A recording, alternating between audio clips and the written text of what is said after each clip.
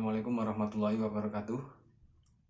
Nama saya Noval Amar Raihan dengan NIM 2021150074. Nama saya Muhammad Chandra dari kelompok 5 dengan NIM 2021150075. Di sini kami akan menerangkan atau mempresentasikan hasil kerja kelompok kami yang berjudul Konsep Pelestarian Lingkungan dan Penerapannya dalam Al-Quran.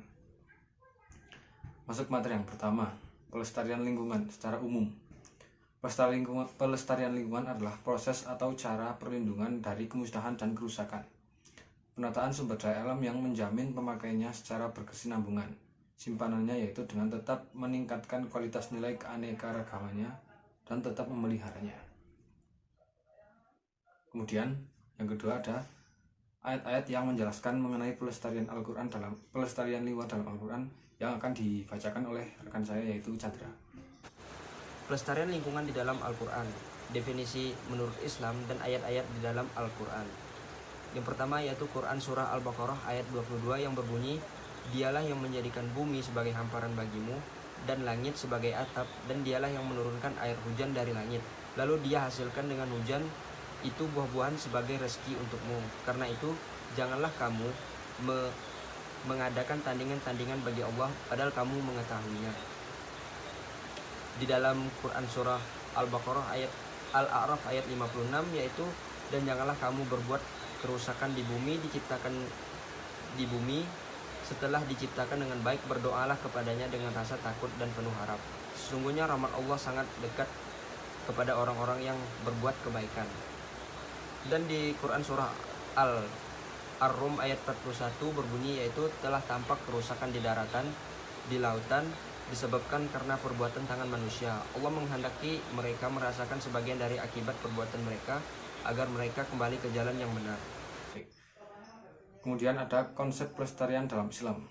Di dalam buku Fakhruddin M. Mangunjaya yang berjudul Konservasi Alam dalam Islam menjelaskan terdapat 3 konsep praktik konservasi alam dalam Islam, yaitu yang pertama konsep hima. Hima adalah suatu kawasan yang khusus dilindungi otoritas penegak hukum dan pemerintah atas dasar syariat guna melestarikan hidupan liar serta hutan. Hima dapat disebut juga sebagai penyedia lahan khusus untuk upaya melindungi populasi spesies satwa hidup. Rasulullah SAW pernah mencagarkan kawasan sekitar Madinah sebagai hima untuk melindungi lembah dan padang rumput serta tumbuhan yang ada di dalamnya. Rasulullah juga melarang masyarakat mengolah tanah tersebut karena lahan hima merupakan maslahat umum dan memiliki kepentingan pelestarian. Sebagaimana sabda Rasulullah SAW yaitu, "Tidak ada hima kecuali milik Allah dan Rasulnya." Hadis riwayat Al-Bukhari. Adapun hal positif dari kawasan lindung hima adalah 1. Merupakan konservasi yang berbasis pada komunitas. 2. Diberdayakan oleh masyarakat lokal sekitar. 3. Melibatkan peran serta publik. 4. Pemanfaatan sumber daya secara adil dan bijak. 5. Menyebabkan bertahannya pengetahuan lokal dan adat setempat.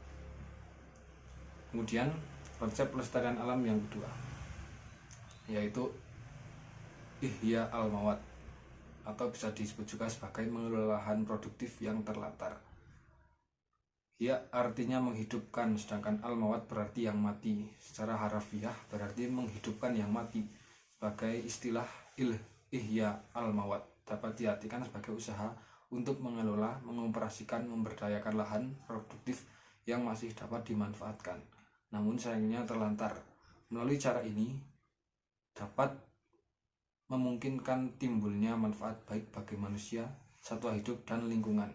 Ihya al-mawad dapat menjadi sarana memakmurkan dan memanfaatkan bumi untuk maslahat manusia secara umum. Namun tetap prinsip dalam memanfaatkannya haruslah bermaslahat, tidak menimbulkan mudarat. Hal-hal yang dapat mendatangkan maslahat seperti dibangunnya ruang terbuka hijau, dijadikan ladang, ditanami buah-buahan, sayuran, dan sebagainya. Kemudian konsep yang ketiga yaitu harim. Harim merupakan lahan atau kawasan yang berisi sumber-sumber air yang harus dilindungi. Harim adalah gabungan 2 kawasan, yakni telah digarap ihya dan yang tidak digarap al-mawad. Sebagai mata air kehidupan amatlah penting bagi kelangsungan makhluk hidup.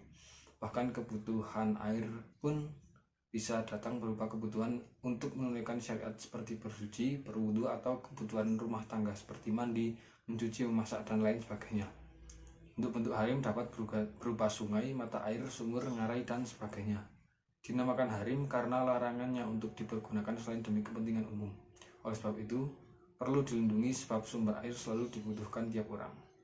Dapat disimpulkan bahwa sebagai seorang muslim, cukuplah peringatan Allah Subhanahu wa Ta'ala dalam ayat-ayat di atas menjadi pengingat bagi kita untuk tidak merusak seisi bumi dan berbalik untuk menjaga, melestarikan, dan melindunginya agar kita kembali ke jalan yang benar, yakni jalan-jalan yang telah diridhoi Allah Subhanahu wa Ta'ala dengan sebaik-baiknya alam semesta. Sekian presentasi dari kelompok kami. Apabila banyak kekurangan, kami mohon maaf. Wassalamualaikum.